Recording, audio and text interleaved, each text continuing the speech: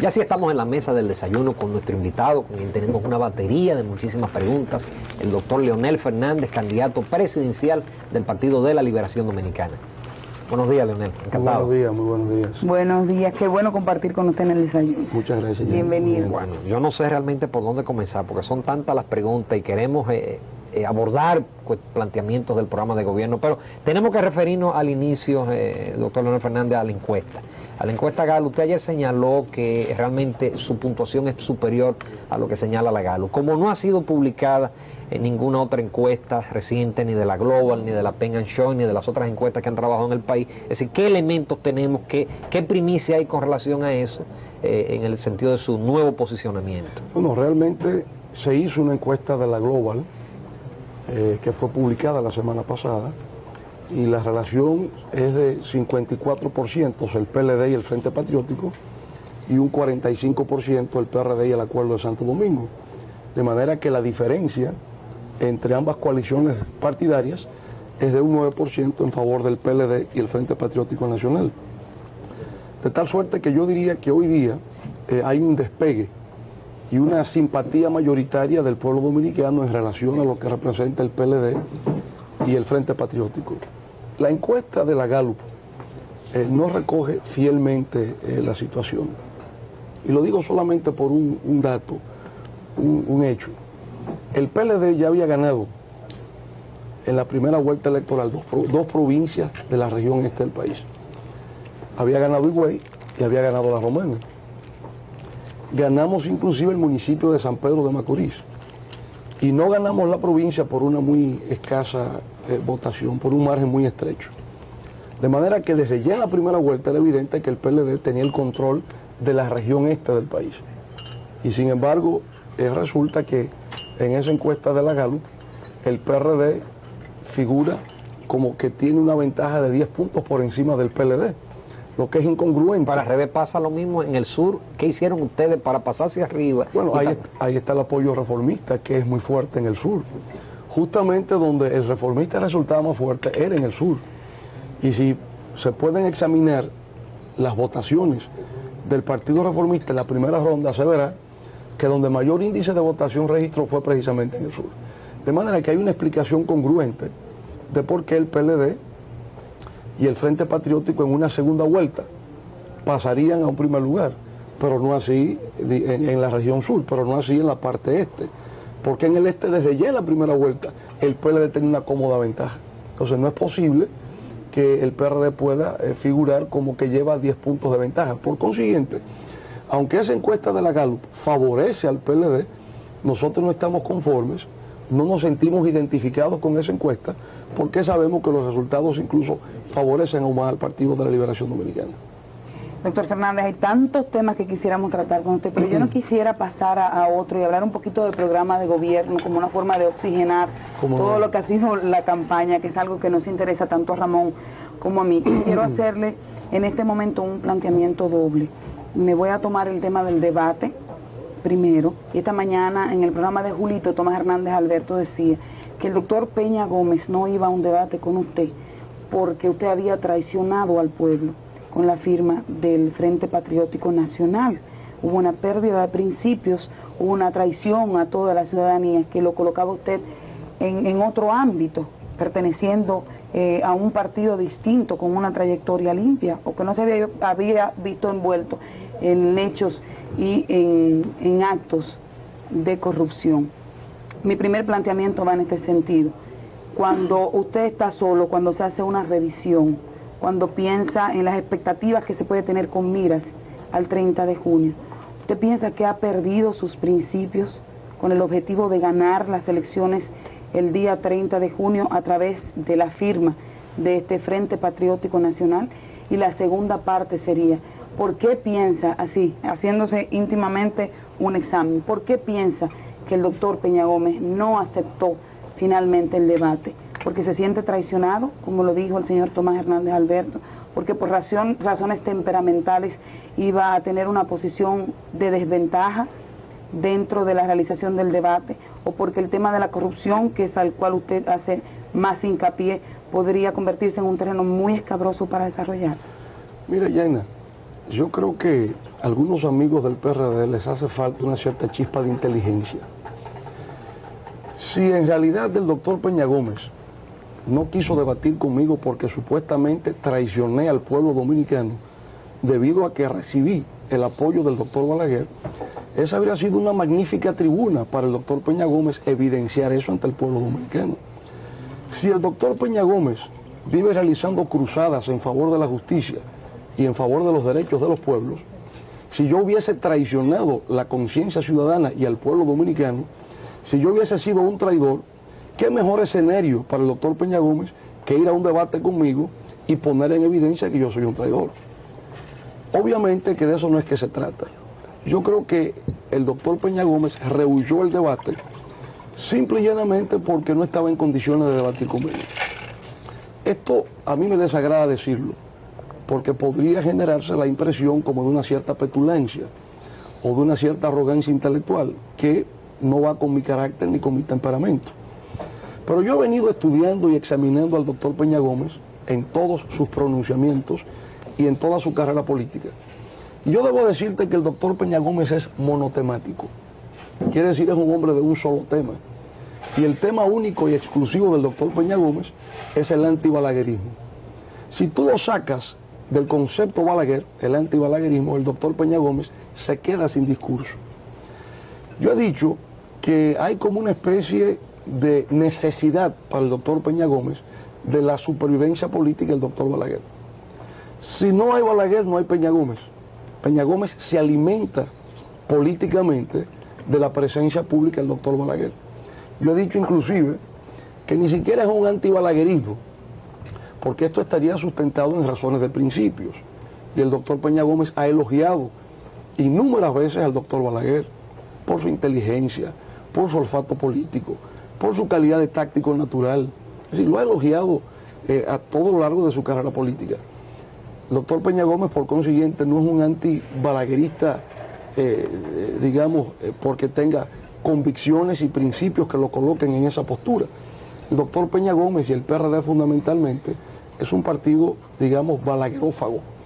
Balaguerófago, con lo cual quiero decir que necesitan de la figura del doctor Balaguer para poder sobrevivir, para poder alimentarse.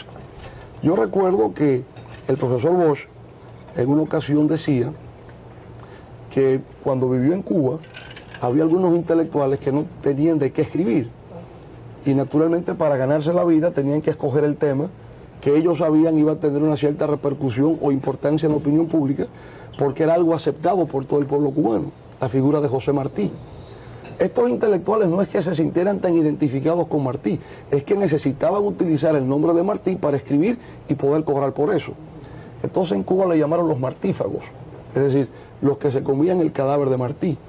Pues aquí tenemos balaguerófagos, los que necesitan de la presencia de Balaguer para poder actuar en la vida pública nacional.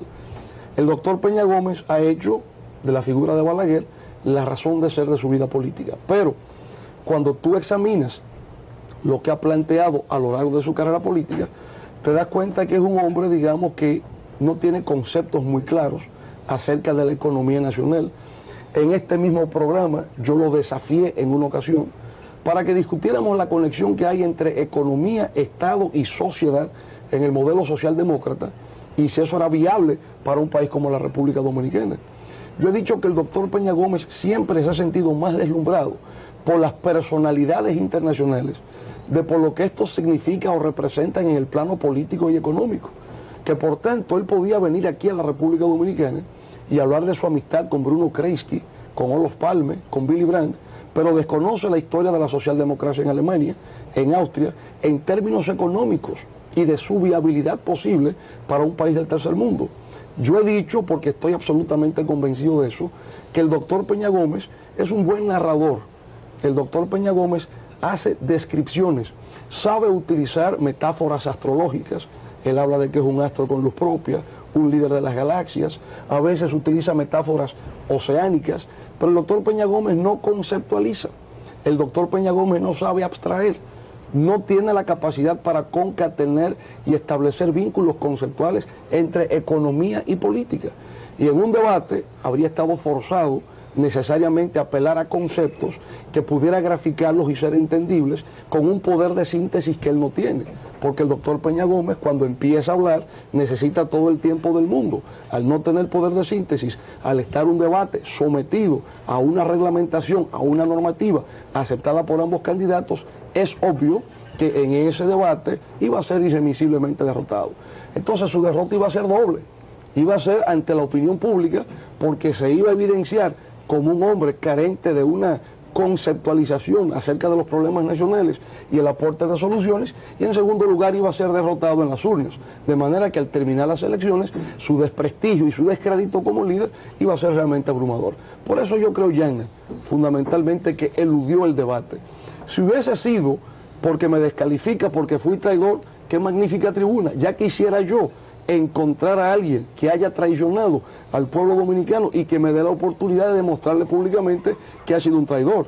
De esa manera estaría haciendo un servicio eminente a la patria que me sería reconocido eternamente, porque al fin y al cabo actué en favor de la justicia, pude desenmascarar a alguien que estaba dando calidades que no le correspondían, y de esa manera hice una contribución al esclarecimiento de la verdad y a la afirmación de la justicia. ¿Y la asimilación de la firma del Frente Patriótico con la pérdida de principios? Mira, ahí vamos a otro punto donde debo reconocer que el PRD ha dado muestras de tener exponentes, de tener expositores, que son verdaderos maestros de la manipulación. Yo te diría que merecen una cátedra de honor, teoría y técnica de la manipulación política, porque de verdad es que han dado demostraciones de ser verdaderos maestros en eso. ¿Qué relación, diría yo, hay entre un sistema electoral de doble vuelta e ideología? ¿En qué medida un partido que acepta el respaldo de otro en una segunda vuelta electoral ha hecho una renuncia a sus principios, a su identidad política o a su ideología? Nosotros, para dilucidar esto, tenemos que entender la naturaleza del sistema electoral actual en la República Dominicana. Antes de la modificación a la Constitución de 1994, era un sistema electoral de mayoría relativa. Es decir, el que obtuviese la mayor cantidad de votos, sencillamente se coronaba como ganador de las elecciones. Pero resulta que hay una larga tradición que arranca desde Francia. En Francia el sistema de balotage, desde el siglo XVIII, siglo XIX, desde el siglo XIX, se viene planteando como la mejor manera de garantizar lo que se llama la legitimidad del poder. Y por consiguiente, en Francia se estableció el principio de que había que obtener la mitad más uno de los votos para que alguien pudiese coronarse como el vencedor de un certamen electoral. El sistema de balotage se ha extendido al resto del mundo, a otras áreas del mundo, donde predomina un sistema de carácter multipartidista. Es decir, donde hay más de dos partidos compitiendo en un proceso electoral. Estados Unidos, por ejemplo, que es un país de naturaleza bipartidista, hay dos grandes partidos, el Partido Demócrata y el Partido Republicano, no ha habido necesidad de un sistema de doble vuelta, porque no habría manera de configurar un sistema de doble vuelta donde el sistema político electoral está dominado por dos partidos, aunque en las pasadas elecciones de 1992 hubo un tercer candidato que fue Ross Perot. Pero bien, en América Latina entonces, en el Perú, en Ecuador, Colombia, Brasil, Paraguay, Uruguay, Chile, Haití, Argentina, en todos estos países, a partir de la década de los 80, cuando empieza a producirse un fenómeno de transición democrática en América Latina, sobre todo porque estamos saliendo de las grandes dictaduras, y entonces hay una preocupación por cómo garantizar la legitimidad, la gobernabilidad en todos los países de América Latina. Pues ¿qué ocurre? Que se toma en cuenta que efectivamente para garantizar esa gobernabilidad y esa legitimidad era imprescindible que los gobiernos que emanasen de las urnas no fuesen gobiernos de legitimidad precaria, sino que pudiesen contar con el apoyo mayoritario. Entonces, en reformas constitucionales que se han hecho en todo el continente, se adoptó el sistema de doble vuelta. Aquí lo hicimos en el 1994.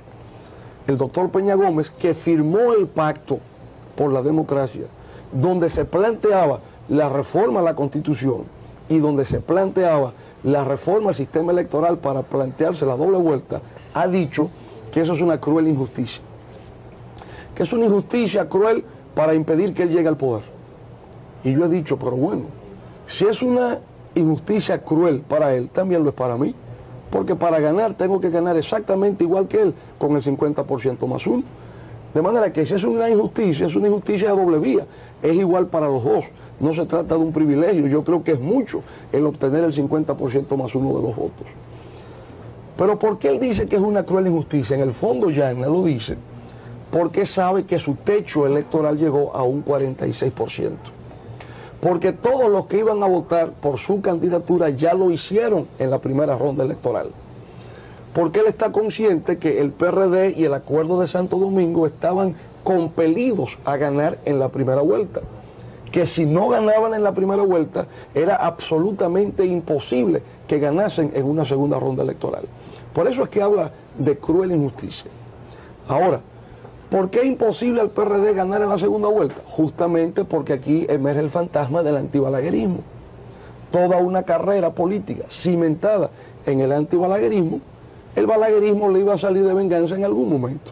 Y le salió ahora para la segunda vuelta. Pero él dice que él va a ganar, porque primero fue el ganador en la primera vuelta, y segundo, cuenta también con los votos de algunos seguidores de Jacinto Peinado, o de los seguidores de Jacinto Peinado, y con los votos de los PLDistas desencantados, reformistas y PLDistas desencantados. Con la diferencia de la primera vuelta, entonces ya tendría el triunfo absoluto. Aquí hay un juego semántico. Él no ganó la primera vuelta, él quedó en primer lugar en la primera vuelta, que son conceptos distintos. De haber ganado la primera vuelta, significa que ganó la presidencia de la República. Él calificó para la segunda vuelta electoral, quedando en primer lugar. Nosotros calificamos para la segunda vuelta electoral, quedando en segundo. Es decir, es como que fuimos a una serie final, ¿verdad?, donde participaban todos los equipos, los otros quedaron calificados y nosotros vamos al playoff final. Empezamos con 0 carreras, 0 hit y 0 error. Ahora, para concatenarte la parte anterior con tu última pregunta, al colocarnos ahora frente a la segunda vuelta electoral, el Partido Reformista Social Cristiano, valiéndose de un derecho legítimo que le corresponde, que no le puede ser regateado, ha decidido dar su apoyo incondicional al PLD. ¿Qué debe hacer el PLD? ¿Aceptarlo o no aceptarlo? Yo creo que si estamos en el marco de una lógica electoral y de lo que se trata es de ganar unas elecciones, a mi modo de ver, debemos aceptar ese respaldo. Y el PRD, colocado en las mismas circunstancias, habría hecho exactamente lo mismo. Algunos nos han criticado, sí, pero no debieron haber hecho un acto público con el doctor Balaguer.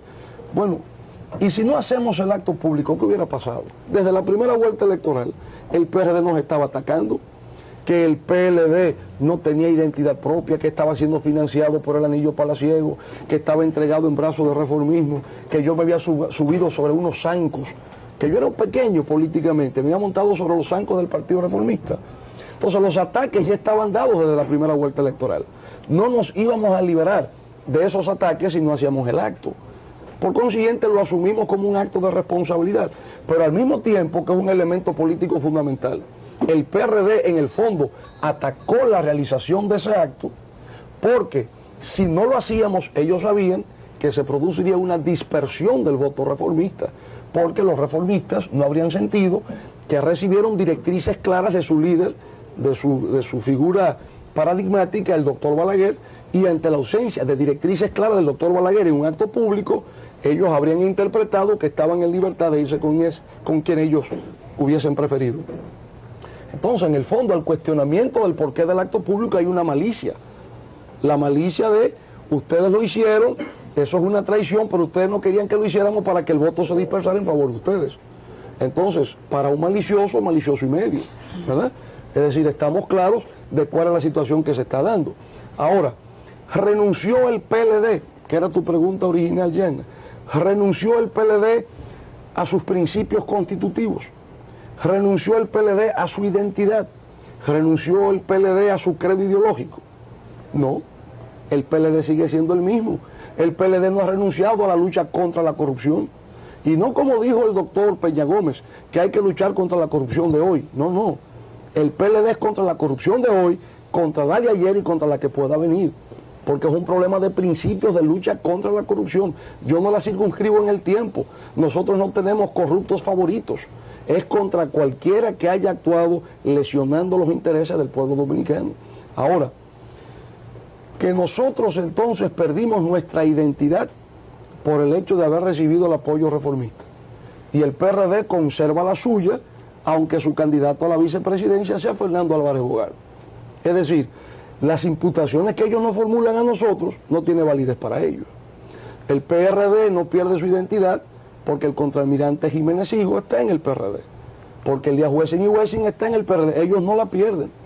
Ellos están protegidos, ¿verdad?, por una aura divina que no da lugar a que, si alguien proviene de una esfera ideológica distinta a la suya, no haya ningún nivel de contaminación.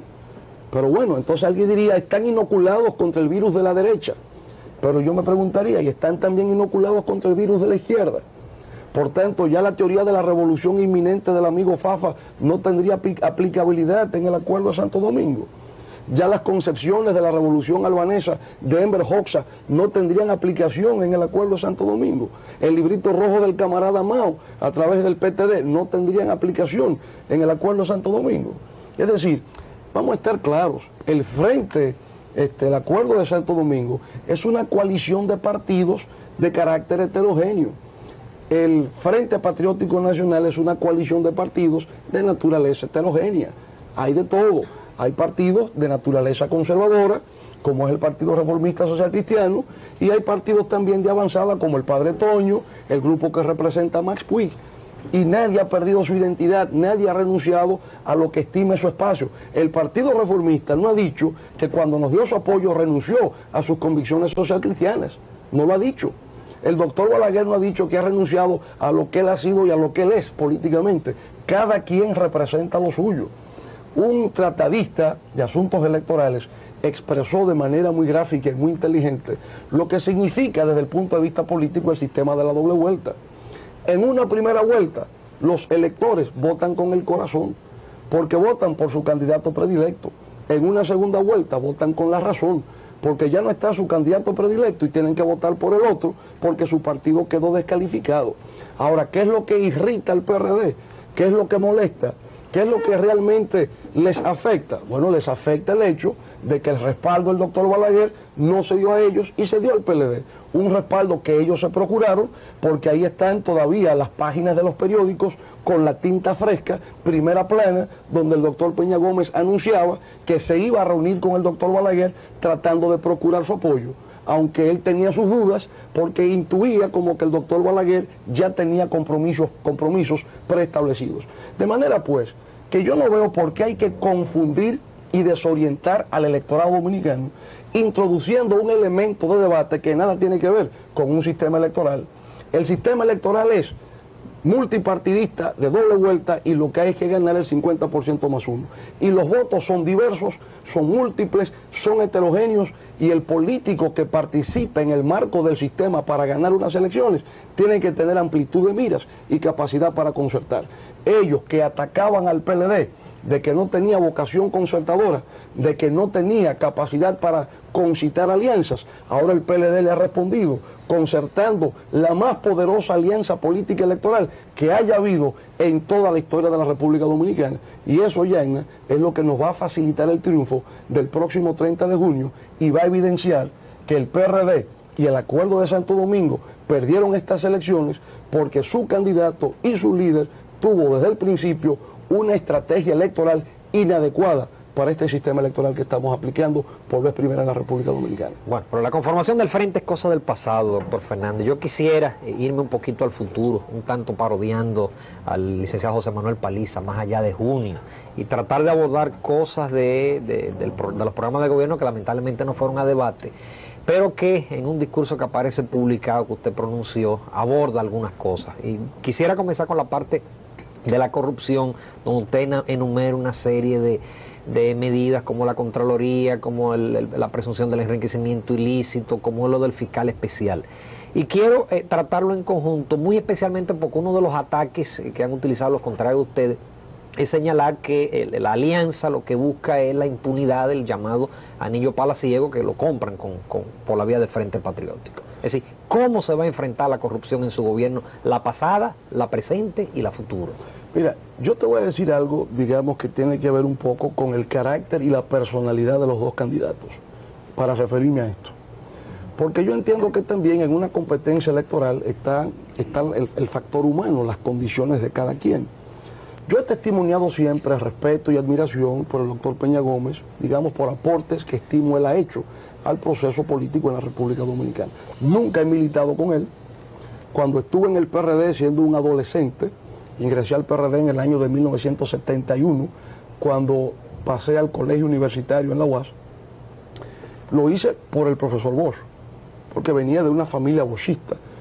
Y en la medida en que el doctor Peña Gómez se presentaba como un discípulo aventajado del profesor Bosch, pues me sentí identificado con él, lo escuchaba siempre por Tribuna Democrática, disfrutaba muchísimo de sus peroratas antibalagueristas de aquel tiempo, porque él ahora lee mi libro Raíces de un Poder Usurpado, como para decir, mira, Leonel era antibalaguerista, pero vea, que eso no es una cosa clandestina.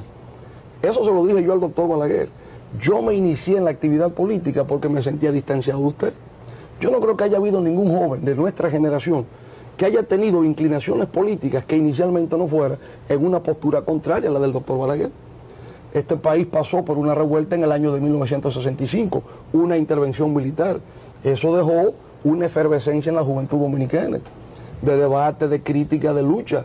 Y yo creo que yo asumí eso, y lo asumí con dedicación y con entereza, y por consiguiente venía ahí.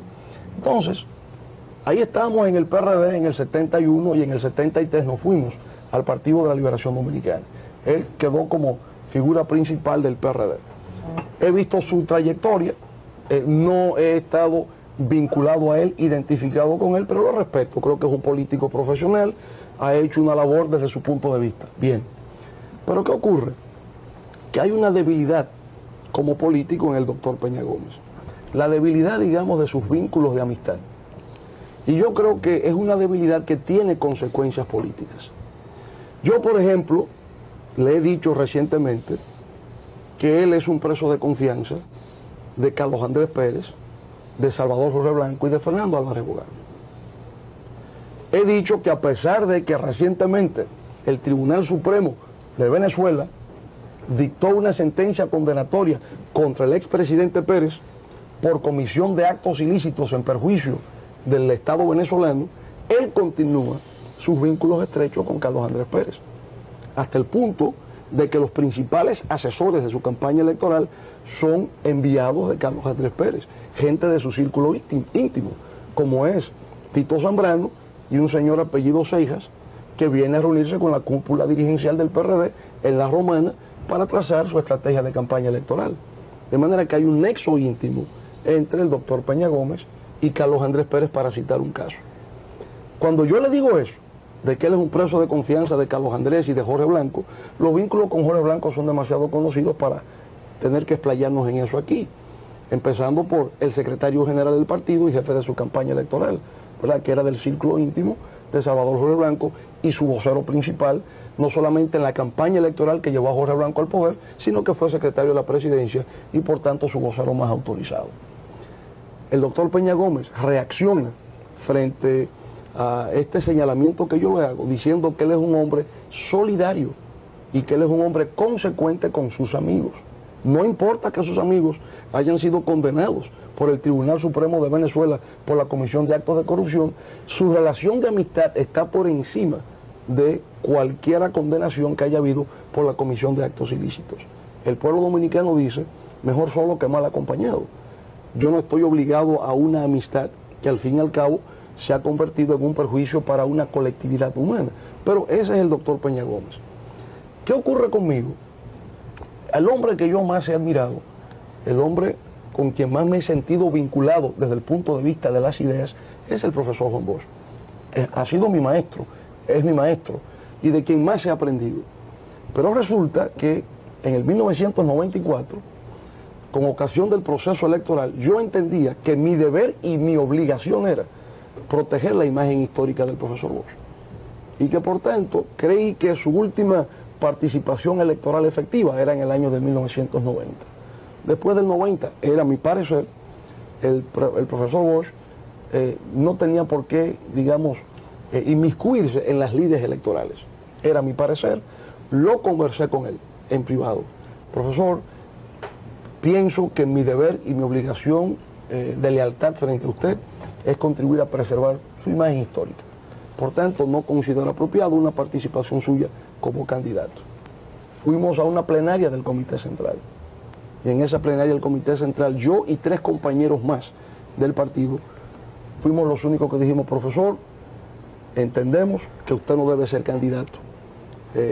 Yo creo que usted ha jugado un rol que trasciende el papel de un candidato electoral. Por consiguiente, no voy a votar por su candidatura. Ese es un acto de independencia. Ese es un acto de autonomía que me permite a mí reivindicar el hecho de que no respondo a intereses absolutamente de nadie, ni siquiera de la persona con quien he tenido un vínculo, una relación de pensamiento, de idea y de conducta política más profunda, que es el profesor Bosch.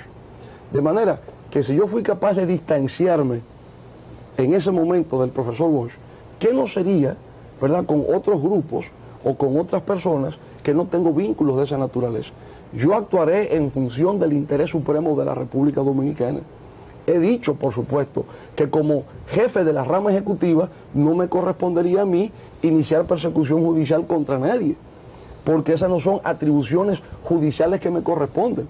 Eso le correspondería al Poder Judicial y de manera específica al Ministerio Público.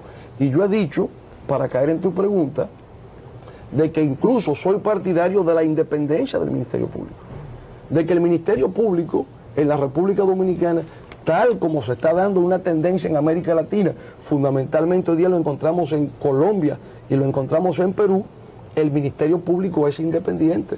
Es decir, no es designado por el presidente de la República, como tampoco el Contralor debiera ser designado por el presidente de la República. Y si fuera designado por el presidente de la República, el que fuera avalado por el Senado o por ambas cámaras, con la finalidad de que su designación obedezca y responda a una aceptación del poder público en sus distintas instancias.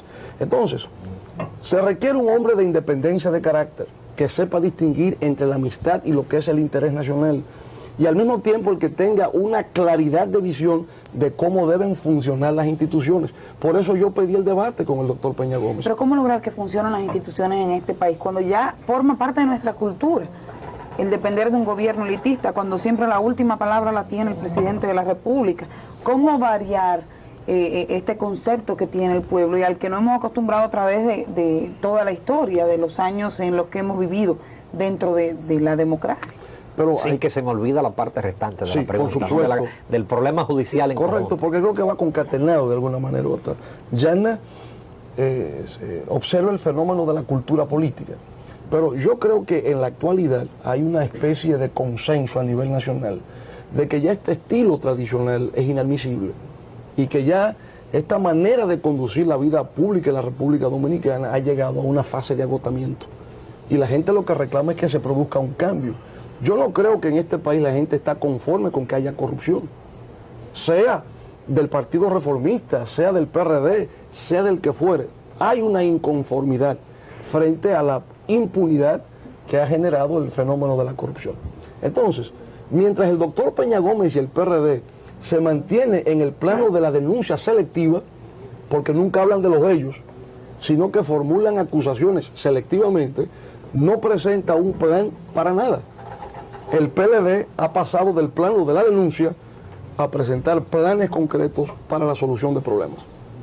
Comparto tu criterio, Yana, en el sentido de que el país necesita un proceso de reeducación. Hay que cambiar, por eso hablamos del nuevo camino. Es un camino distinto al viejo camino, a las viejas formas de hacer política en la República Dominicana. Por eso el PLD dice, el nuevo camino para ser parte de los nuevos tiempos, porque es que en el mundo entero hay un proceso de reingeniería política, hay un proceso de reeducación. Hasta en los Estados Unidos, el presidente Al Gore encabeza una comisión que se llama Comisión para Reinventar el Gobierno. Hasta en los Estados Unidos, un país que ha tenido una base legal incontrastable, un país que ha funcionado siempre con un Estado de Derecho, ¿verdad?, es reconocido y valorado mundialmente. Hasta en los Estados Unidos se habla de cómo reinventar el gobierno. Entonces aquí necesitamos un proceso de reingeniería a nivel político, pero para eso se requiere tener planes. Y nosotros en el PLD hemos hablado de un plan anticorrupción que involucra, por supuesto, el aparato judicial, cosa que el PRD no tiene claro.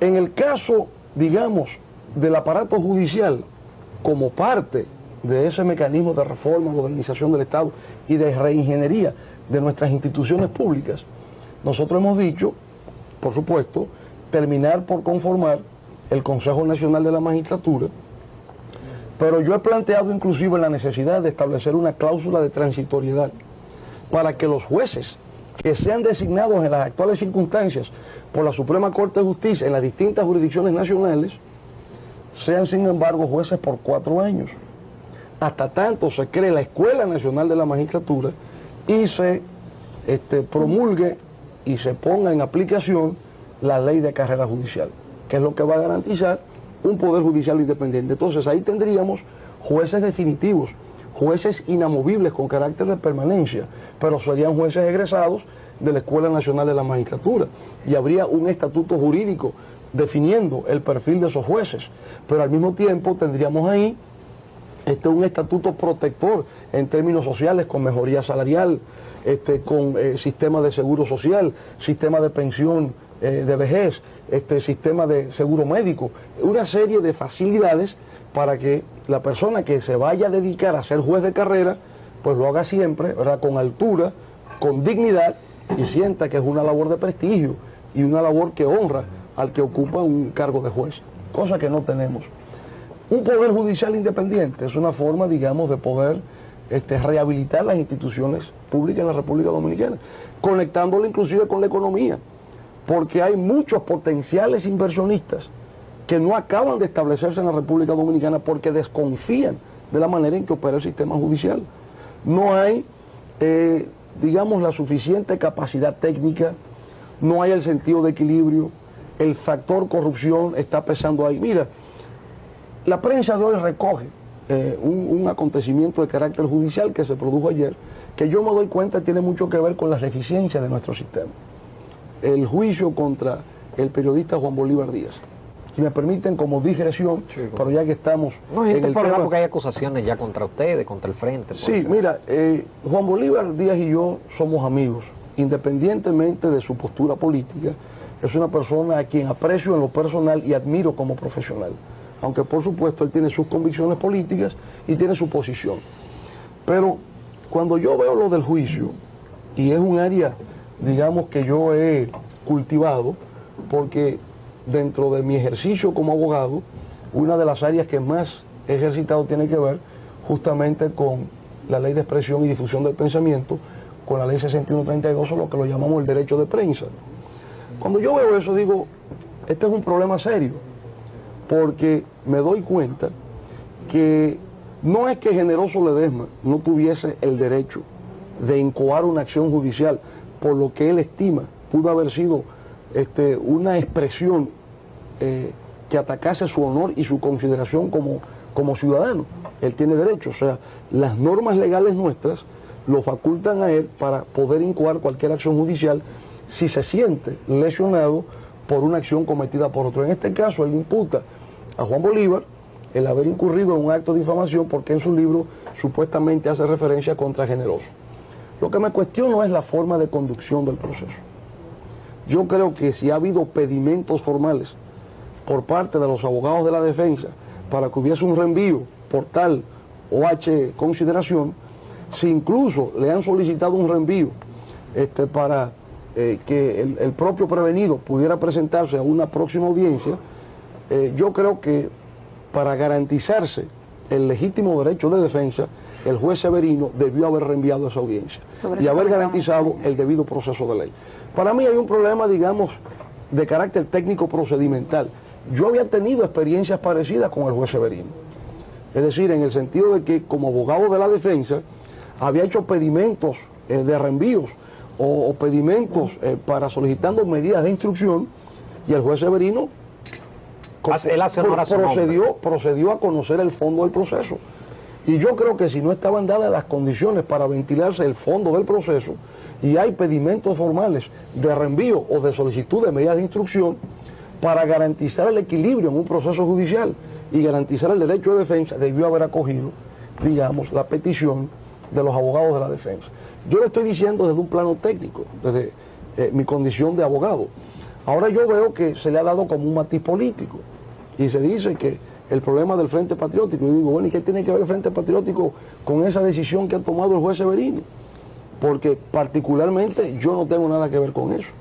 Es más, si no hubiese sido candidato, incluso me le habría ofrecido a Juan Bolívar para ser su abogado, porque dado el hecho de que somos amigos y hay un respeto, ¿verdad?, por lo que ha sido su trayectoria periodística, yo, como lo he hecho en el pasado, en ocasiones en que hubo que defender el colegio de periodistas, me le habría acercado a Juan Bolívar y haberle dicho, mira, Juan Bolívar, me gustaría, si tú me lo permites, ser tu abogado, pero mi condición de candidato me lo impide y por consiguiente no he podido prestar mis servicios desinteresadamente a este amigo a quien estimo de verdad, de corazón.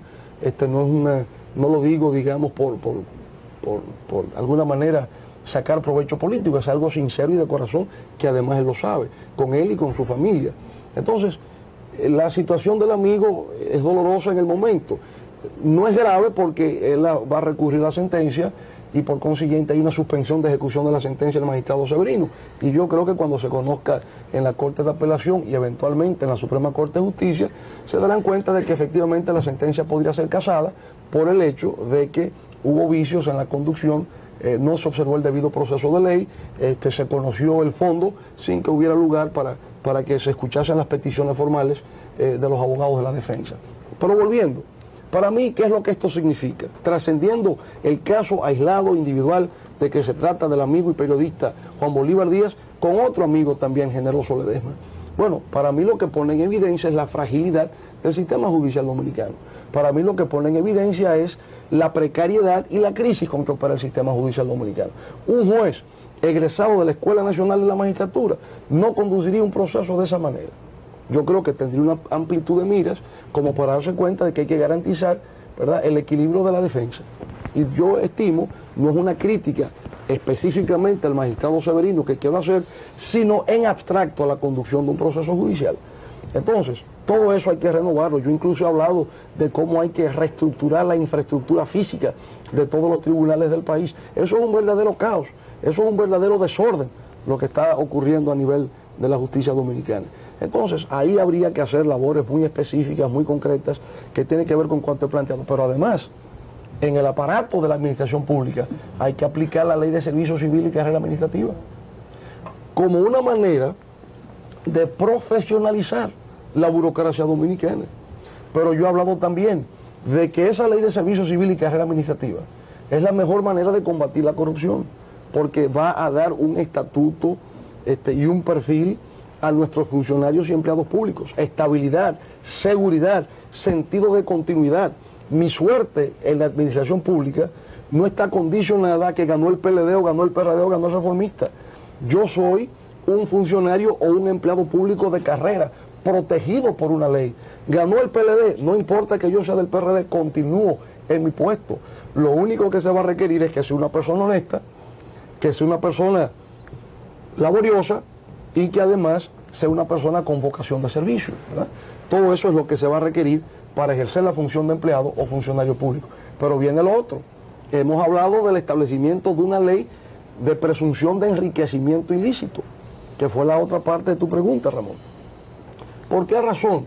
Porque si en la República Dominicana, real y efectivamente, y fíjense que no he renunciado a mi discurso de la primera vuelta, en la primera vuelta hablé de que había en el país un fenómeno de hipercorrupción, la sociedad dominicana corrompida como sistema.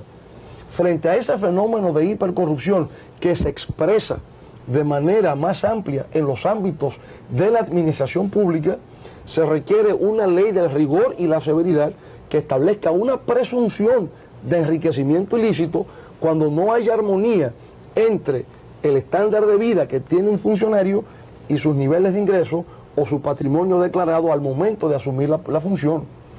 ¿Qué es lo que significa realmente eso de presunción de enriquecimiento ilícito? Los abogados dicen que todo el que alega un hecho debe probarlo y que por tanto hay una presunción de inocencia que favorece a todo prevenido, a todo acusado de la comisión de un acto violatorio a la ley penal. Bueno, aquí no habrá presunción de inocencia, aquí habrá presunción de culpabilidad.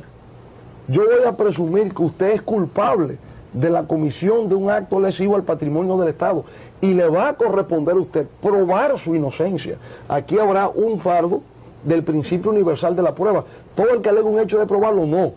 ¿Y cómo se va a reforzar la supervisión de eso? Porque hasta ahora la Contraloría, a través de las auditorías que se hacen, pero cuando ya usted habla de todos los funcionarios para lograr que los funcionarios funcionen, ¿cómo se hará? Y quisiera también incluir en esta pregunta, todo el mundo escucha esto, doctor Fernández, y sería lo soñado, como dijo el señor Paliza a través de su discurso, pero cuando hacemos así pensamos y nos vamos a los libros con la situación económica por la que está atravesando nuestro país en este momento, la aplicación de todos esos programas, la aplicación de todos esos proyectos requiere de cuantiosas inversiones.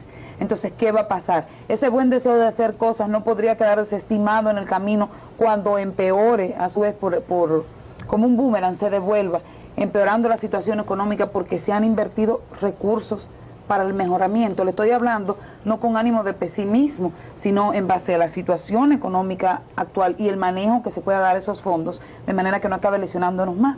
Sí. Doctor, si usted me permite, vamos a dejar ya la pregunta sobre la mesa, porque estamos súper pasados de la primera parte del desayuno. Volvemos unos minutos porque sobre justicia y corrupción tenemos todavía muchas cosas con el doctor Leonel Fernández.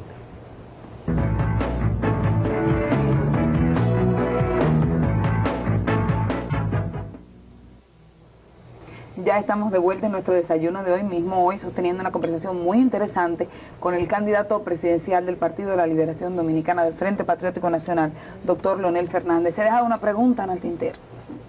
Comenzamos por aquí con esta parte, por favor.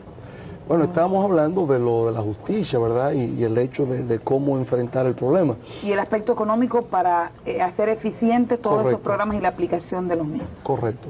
Con relación a cómo, digamos, ir enfrentando el asunto de la justicia, yo había hablado dentro de la Procuraduría General de la República, tener, digamos, un ayudante del procurador en calidad como de fiscal especial, para darle un título de alguna manera, que se encargaría de la supervisión de todo lo que tiene que ver de la administración pública. Es decir, sería dentro del Ministerio Público alguien especializado, adscrito a la Procuraduría General de la República, que estaría monitoreando todas las labores en el ámbito de la administración, y si encuentra que hay presunciones graves contra algún funcionario de que está incurriendo en actos ilícitos, entonces efectivamente pondrá en movimiento la acción pública en su contra, con toda la independencia del mundo. La rama ejecutiva no va a obstruir el que se inicie una persecución judicial, no tenemos nada que ver con eso, ni en bien ni en mal. Ahora, usted hablaba del aspecto económico. Bueno, todo eso pinta muy bien, parece muy claro, pero ¿y cómo se sustenta económicamente? Justamente, Jan, como parte de la modernización del Estado Dominicano está el de garantizar una mayor eficiencia del sistema tributario. Creo que en estos momentos una aplicación correcta de la Ley 1192, que es nuestro código tributario, la elaboración del reglamento de ese código y el establecimiento de una administración tributaria que sea capaz de darle aplicación a lo estipulado en ese código, o sea, lo que es la ley, permitiría incrementar nuestras recaudaciones de un 15 a un 20% del Producto Interno Bruto. Y yo creo que incrementando de un 15 a un 20 la presión tributaria, estaríamos en condiciones de poder sufragar esos gastos. Teóricamente, la aplicación de ese código debe llevar a un 30% de presión tributaria. Estamos en un 15%. Aspiramos a incrementarlo en 5%. ¿Pues tú sabes lo que significa esos 5? Ese 5 te va a representar que los 7.000 millones de pesos que el país dejó de recibir el año pasado por concepto del ITEVIS van a ingresar al fisco. Eso significa que mejorando, digamos, la administración tributaria en impuestos sobre la renta, en aduanas y demás, el Estado va a recibir más. Pero tú sabes cuánto asciende la economía de la corrupción en la República Dominicana. 30.000 millones de pesos al año.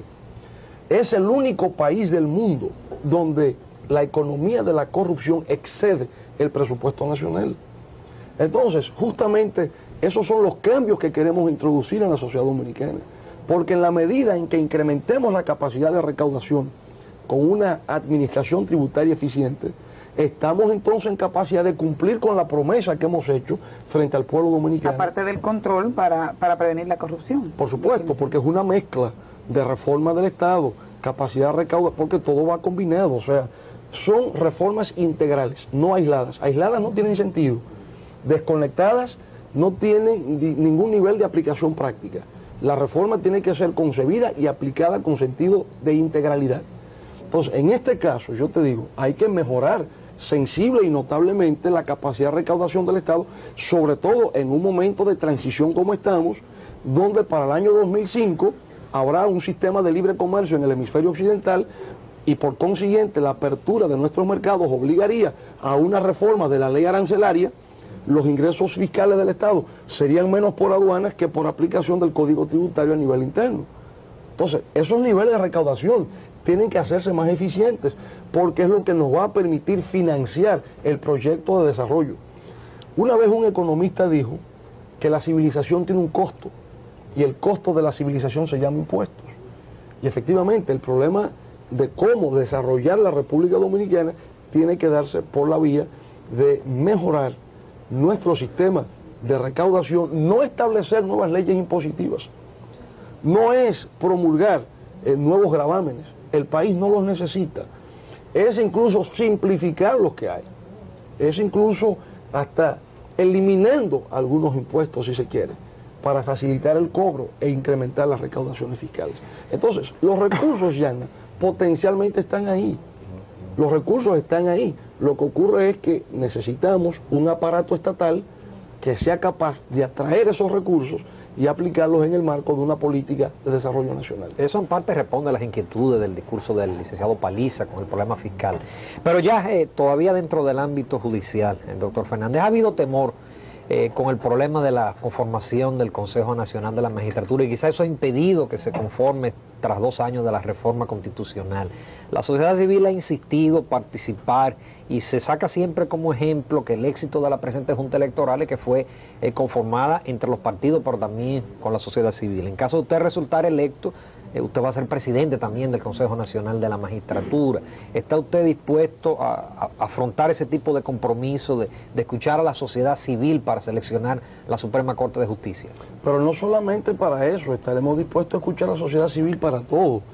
Yo he hablado de que semanalmente habrá una convocatoria del Consejo de Gobierno, presidente con todos los ministros, y dependiendo de la agenda a tratar en el día, serán invitadas a participar las organizaciones de la sociedad civil cuyos intereses están relacionados con la agenda del día, para que tengan una participación en el debate, en la presentación y promoción de ideas, y una participación en la toma de decisiones, aunque finalmente esa decisión se reserva al poder público.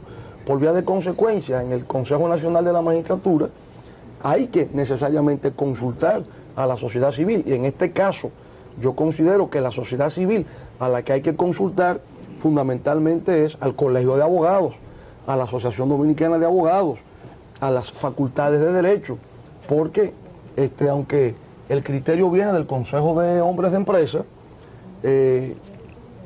ellos serán consultados también, pero tendrían que ser consultados las asociaciones sindicales, las federaciones de trabajadores, porque obviamente que los empresarios tendrían intereses en caso de conflictos a ser litigados en la justicia, y podría interpretarse mal como que sugerencias de jueces provenientes de este sector es a conveniencia de intereses específicos corporativos, ¿verdad?